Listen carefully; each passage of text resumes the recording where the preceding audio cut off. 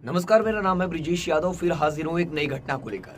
आज की कहानी थोड़ी बड़ी हो सकती है, लेकिन कहानी आप पूरी जरूर देखना। मेरा नाम है ब्रिजेश यादव। आज की जो कहानी है वो मध्य प्रदेश से है। मध्य प्रदेश के इंदौर शहर में एक लोकेलिटी है, यानी एक जगह है जिसका नाम है कुलकर्णी भट्टा। इसी कुलकर्णी भट्टा इलाके में अब से कोई 2 साल पहले एक बड़ी चौंकाने वाली घटना होती है। घटना यह है कि कुलकर्णी भट्टा इलाके में सड़क के चौड़ीकरण का काम चल रहा था। चौड़ीकरण का मतलब सड़क को ब्रॉड करना, यानी चौड़ा करना। उसके लिए नगर निगम यानी जो महानगर पालिका होती है, वो मुलाजिम जो हैं, जो खुदाई करते हैं, जो मजदूर होते हैं, इस इलाके में सड़क के आसपास का जो एरिया है वहां पर खुदाई कर रहे थे ताकि सड़क को और बड़ा किया जा सके। लेकिन इसी खुदाई के सिलसिले में कुलकर्णी भट्टा में मजदूरों की नजर मिट्टी के नीचे, जमीन के नीचे एक ऐसी चीज पर पड़ी कि उनके कदम ठिठक गए। हुआ ये कि मजदूर जब कुदाल या फावड़ा चला रहे थे तो उन्होंने देखा कि जमीन के नीचे कुछ इंसानी हड्डियां झांक रही हैं, यानी नजर आ रही हैं। और ये अपने आप में बहुत अजीब सी बात थी। अजीब सी बात यह थी क्योंकि मजदूर हैरान हो गए थे। जहां पर यह खुदाई हो रही थी वहां ना तो कोई कब्रिस्तान था, ना कोई शमशान आसपास में। फिर इस इलाके में ये रिहायशी इलाका था और इस इलाके के पास इस तरह सड़क के किनारे से इंसान की हड्डियां जो है वो नजर आने लगी।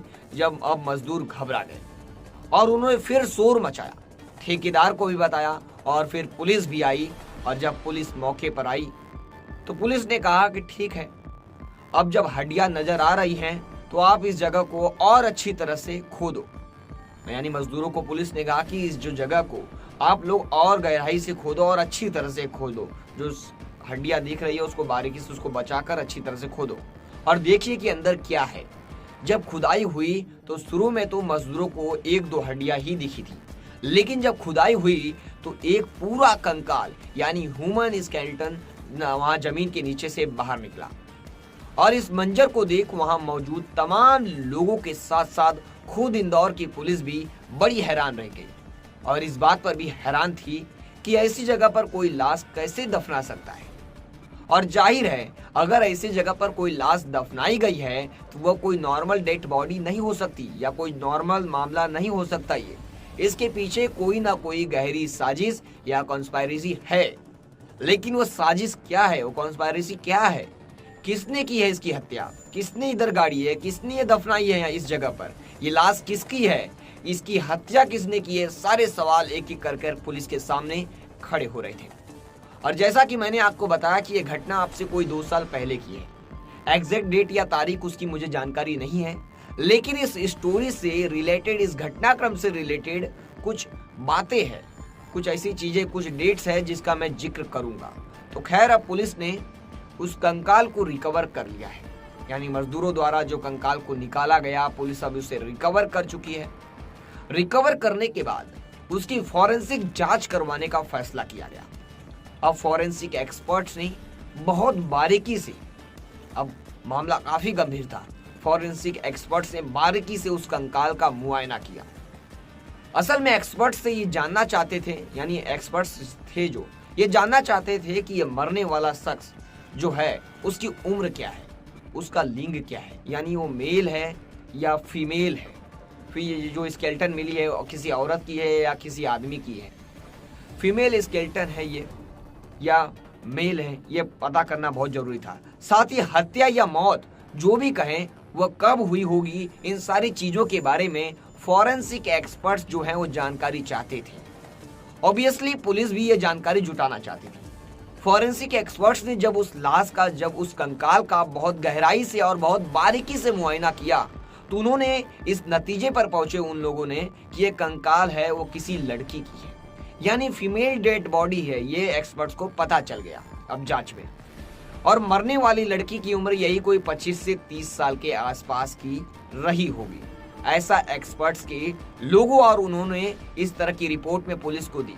बिल्कुल ही एक ब्लाइंड मर्डर का मामला है ये, जिसमें मरने वाले के बारे में कोई जानकारी नहीं है। अब जो ले देकर जानकारी थी वो सिर्फ यही थी कि उम्र जो है 25 से 30 के आसपास है और लड़की है, लेकिन इसके सहारे इस मामले की तफ्तीश को आगे बढ़ाना पुलिस के सामने अपने आप में एक बड़ी चुनौती थी। अब पुलिस ने उस लड़की की पहचान पता करने के लिए जहां लाश मिली थी, जहां पर उसके आसपास के इलाकों में से वो अगर कोई लड़की गायब हुई है तो उसके बारे में पुलिस में जानकारी जुटाने की शुरुआत करती है। आपको बता दें, आप दृश्यम मूवी देखे हो? जो इस कहानी को सुन रहा है, दृश्यम मूवी जरूर देखा होगा, उससे रिलेट करने की कोशिश जरूर कर रहा होगा, थोड़ी थोड़ी स्टोरी मिलती है। अब पुलिस इस लड़की के बारे में जानकारी जुटाने की शुरुआत की। पुलिस का ये एक्सरसाइज पुलिस तकरीबन 1 साल पहले से लेकर जब ये घटना हुई, जब यहाँ लाश मिली, अब से 2 साल पहले, तब से उस समय से अवधि के बीच पुलिस एक्सरसाइज कर रही थी। पुलिस ये पता लगाने की कोशिश कर रही थी कि इस कोशिश में पुलिस को एक पहली कामयाबी मिली। वो कामयाबी ये थी कि पुलिस को पता चला कि 14 मई 2020 को पास की ही एक पुलिस स्टेशन में एक लड़की अर्चना डाबर की गुमशुदगी की रिपोर्ट दर्ज कराई गई थी। अब पुलिस को इस मामले में एक बड़ी कड़ी हाथ में लग गई थी, यानी कि इसी क्षेत्र में एक लड़की गायब हुई थी। यह मामला जो है डिसअपीयरेंस का था, यानी जो लड़की गायब हुई थी, गायब हो गई थी, गुमशुदगी का मामला था। क्योंकि एक बालिग लड़की अपने घर से गायब थी तो शायद पुलिस ने उस वक्त इस मामले को गंभीरता से नहीं लिया। हमारी पुलिस मामला दर्ज नहीं करती है, गंभीरता से नहीं लेती है, यही केस आगे जाकर भारी पड़ते हैं। पुलिस ने उस वक्त गंभीरता से नहीं लिया। अब अर्चना डाबर की गुमशुदगी की रिपोर्ट तो खैर दर्ज हुई थी। पुलिस ने यह तय किया कि वो अचानक डाबर के घर वालों से बात करेगी। अब पुलिस अर्चना के घर वालों से बात करेगी, अब पता करेगी कि उनकी बेटी आजकल है कहाँ, वो वापस लौटी या नहीं। लेकिन जब पुलिस ने अर्चना डाबर के घर वालों से संपर्क किया, उनके पिता से बात की कि पिता का नाम तो घनश्याम डाबर है, तो उन्होंने बहुत दुख के साथ ये कहा कि मेरी बेटी जो गायब हुई थी, वो आज तक वो बेटी मुझे मिली नहीं है, ना ही उसका कोई मुझे पता है। उसका फोन भी लगातार स्विच ऑफ है और बहुत हताश हूं मैं। रिपोर्ट लिखवाई थी लेकिन कोई फायदा नहीं हुआ। तो पुलिस ने घनश्याम डाबर को वह कंकाल भी दिखाया और साथ ही पुलिस ने लड़की के बारे में और ज्यादा जानकारी उन बुजुर्ग आदमी से लेने की कोशिश की। एग्जैक्टली अर्चना की हाइट कितनी रही होगी और जब वो गायब हुई थी उस समय उसका एग्जैक्ट एज क्या था, यानी उम्र क्या थी। फॉरेंसिक एक्सपर्ट्स ने जो एज बताई थी, अगर अर्चना की ही लाश थी तो घर वालों के साथ भी उसका मिलाना पुलिस के लिए एक बहुत बड़ी जिम्मेदारी थी। तो पुलिस पिता से भी पूछ रही थी कि एज क्या है। पुलिस को तो 25 साल एज पता थी, फॉरेंसिक एक्सपर्ट्स को, कि कंकाल की एज लगभग 25 साल है, लड़की की उम्र होगी। अब पुलिस भी उसके पिता से एज पूछ रही थी कि मिलाने की कोशिश कर रही थी, क्या ये अर्चना की ही तो लाश नहीं है। और साथ ही पुलिस ये भी कह रही थी अगर ये अर्चना की लाश है, जैसा कि हम एज्यूम कर रहे हैं, यानी मान रहे हैं कि ये अर्चना की लाश है, ये मानकर चल रहे हैं, तो फिर ये मामला कत्ल का भी हो सकता है। उन्होंने डाबर साहब से ये भी पूछा कि अच्छा ये बताइए, आपकी बेटी की क्या किसी से दुश्मनी या आप लोगों की क्या किसी से लड़ाई झगड़े जैसी कोई बात थी। इस तरह के तमाम सवाल जो है वो पुलिस डाबर परिवार से पूछ रही थी। इस बीच डाबर परिवार ने ये बताया कि गुमशुदगी की रिपोर्ट तो खैर 14 मई को दर्ज हुई थी, लेकिन हमारी बेटी जो है वो 6 मई 2020 को घर से गायब हुई थी। 6 मई को गायब हुई थी, 14 मई को इन्होंने थाने में रिपोर्ट दर्ज कराया था इस परिवार ने। पुलिस जो है ये मानकर चलने लगी कि हो सकता है कि ये लाश अर्चना की हो, लेकिन पुलिस उसको कंफर्म करने के लिए थोड़ा अर्चना के बारे में और ज्यादा जानकारी जुटा लेना चाहती थी। इसी सिलसिले में पुलिस ने जब जांच को आगे बढ़ाई तो पुलिस को पता चला कि अर्चना का नाम, इस लड़की का एक आदमी जिसका नाम विशाल प्रजापति है, जो अर्चना है, विशाल प्रजापति के साथ उसका अफेयर था। ये पुलिस को बात पता चली। आपको बता दें उसके जो अफेयर विशाल था, उसके नाजायज शराब का कारोबार करता था, यानी पुलिस और कानून की नजर में एक धंधेबाज है और गैर कानूनी हरकतों में लिप्त रहता। जो विशाल प्रजापति के साथ इस अर्चना नाम की लड़की का रिलेशन था और अफेयर था, ऐसी जानकारी पुलिस को तफ्तीश के दौरान पता चली। जब ये जानकारी पता चली तो पुलिस ने अर्चना के मोबाइल का फोन की जो CDR है, कॉल डिटेल्स, वो निकलवाई और पुलिस वो CDR उन्होंने निकलवाई उस वक्त का CDR लिखवाई जब 2020 में जब वो लड़की गायब हुई थी। उसी टाइम जो उसी टाइम फ्रेम का सीडीआर पुलिस ने निकलवाया और जब इस सीडीआर का पुलिस ने बहुत बारीकी से मुआयना किया तो पुलिस ने नोटिस किया, ये देखा कि मई को जब ये लड़की गायब हुई थी तो रोज अर्चना की विशाल के साथ मोबाइल फोन पर एक नहीं कई बार बात हुई थी। यानी 6 मई को उसकी गुमशुदगी के रोज, अर्चना की गुमशुदगी के रोज, यानी उस दिन विशाल उसके टच में था। ये जाहिर है विशाल तो शक के घेरे में आ चुका था और पुलिस को उसे पकड़ना था, लेकिन वक्त जो है वो लगातार गुजरता जा रहा था। विशाल को पुलिस लोकेट नहीं कर पा रही थी। एक बात आपको मैं बताऊं, जब ये घटना हुई थी तब इंदौर की जो लोकल पुलिस है वो इस मामले की जांच कर रही थी, लेकिन गुमशुदगी का मामला था, सुलझ नहीं रहा था। फिर बाद में आज से अगर मैं 2 साल पहले जाऊं तो उस समय वह कंकाल की खुदाई हुई और वह कंकाल बाहर निकला तो उसके बाद इस मामले की जांच इंदौर पुलिस की क्राइम ब्रांच के हवाले कर दी गई थी। तो यानी अब इस मामले की जांच क्राइम ब्रांच कर रही थी, या ये भी कह सकते हैं कि कर रही है। तो इस सिलसिले में पुलिस जो है अब जाकर विशाल प्रजापति के बारे में पुलिस को जानकारी मिली और जानकारी मिलने के बाद पुलिस विशाल को पकड़ना चाहती थी और दबोचना चाहती थी, लेकिन विशाल जो है अपने घर से गायब।